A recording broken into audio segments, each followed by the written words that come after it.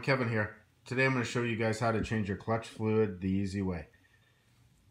Basically be changing it from the clutch top out reservoir. But the first thing you're going to want to do is you're going to get a towel and you're going to want to cover up everything. So basically I have a bunch of old towels and things like that I use to cover up my car when I work on it.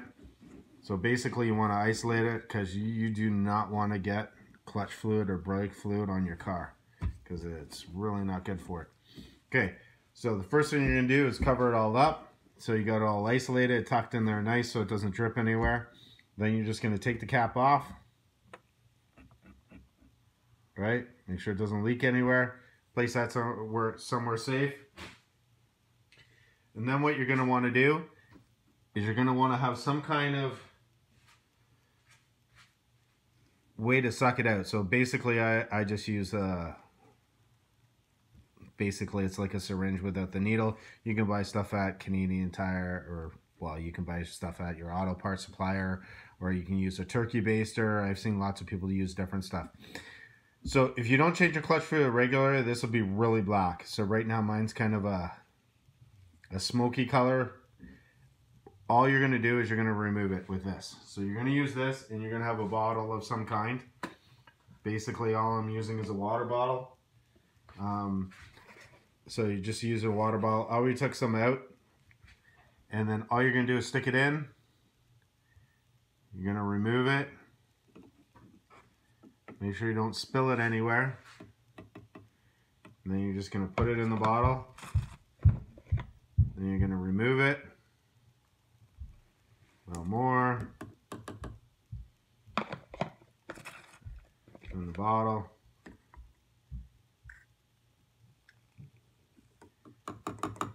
Same thing.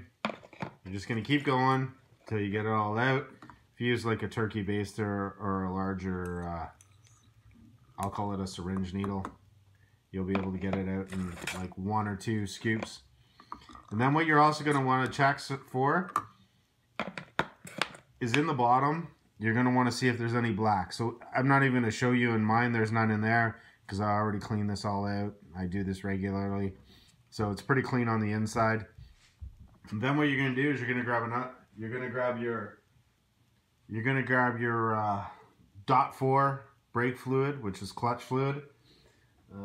Use the right one recommended by your manual or whatever you want. And then you're going to grab a new syringe. So I'm going to grab a new one. And then all you're going to do is you're going to fill it up. Exact same way in reverse. So then you have clean fluid.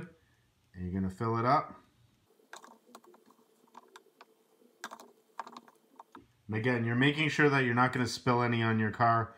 Some just splashed there. I don't know if you noticed that. And hence, that's why I have the towel there. So you don't want to fill it up past the fill line. Okay. So you're going to look on the side. Oh, that was a bad one. There you go. So I'm to the fill line now. So I'll take a rag or a paper towel, and then what I'll do is I'll pull this apart so it just pulls out, straighten it out, and then I clean it. So I'll clean all around it, make sure it's all nice and clean. Right. Usually what I'll do is I'll do this at the end after my last fill up that I'm going to do, because we're going to do this a couple more times. So and then what you want to do is you want to push it back together. So you just push it all in. It works all around. So it all sits nice and neat. Then you're going to take the cap. You would clean the inside of the cap all around, the outside. Make sure you don't have anything on it. Then you're going to put this back in. Make sure it seats nice. Then you're going to put it back on. Tighten it up. And that's it. Okay, so then what we're going to do is we're going to go inside the car and we're going to pump the clutch. Okay, so we get in the car and we're going to pump the clutch. I'd say about 20 to 30 times. So what we're going to do is circulate the clutch fluid from the top to the bottom.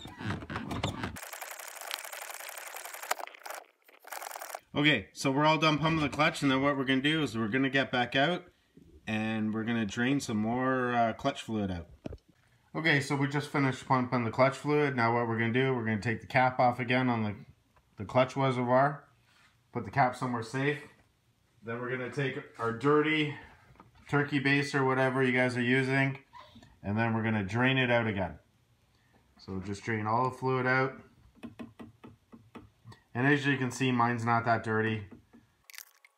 And if you do this on a regular basis, you'll find it doesn't take much work to swap it all out. Then you just fill it up again. And then again, you're only filling to the fill line. Okay, so that's the fill line. So then what you're gonna do is you're gonna keep repeating this until your clutch fluid is nice and clear.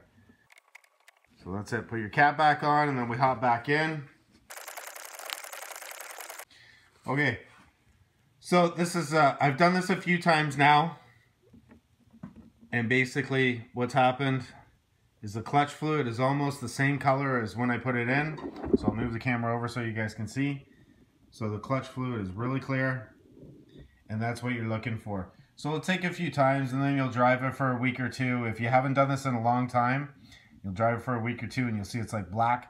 Again, just do it a couple more times, and eventually what you'll get it is all washed through.